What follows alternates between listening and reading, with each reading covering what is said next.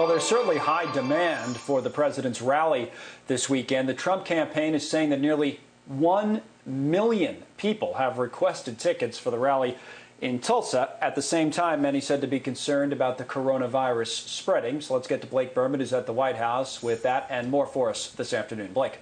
Hi there, Connell. 1 million plus ticket requests. President Trump and the campaign says. The president, in comments just moments ago, says there'll be about 22,000 people inside the arena, about another 40,000 people outside of it in Tulsa on Saturday when the president heads there for his first campaign rally in many months' time. But it is also renewing questions at this point as to whether or not this is the right time to renew those campaign rallies, because over the weekend, the top public health official in Tulsa, Oklahoma, says it is not the right time for that area. Dr. Bruce Dart saying in a local newspaper interview there the following, saying, quote, "COVID is here in Tulsa. It is transmitting very efficiently. I wish we could postpone this to a time when the virus isn't as large a concern as it is today."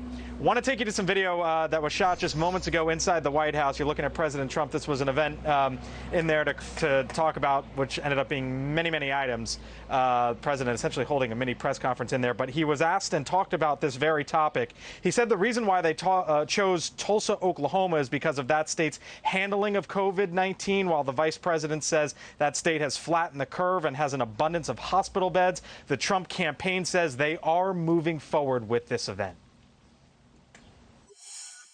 And so we are taking precautions to make this a safe rally for rally goers. We are going to be doing temperature checks of every individual who comes. We will be providing hand sanitizer, plus having it readily available throughout.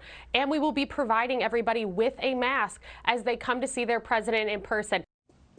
This is the take, though, from the DNC, saying in a statement in part earlier today, quote, of President Trump, he is only concerned about his own re-election and distracting from his failed response to the pandemic that led to more than 100,000 Americans dying and 20 million unemployed.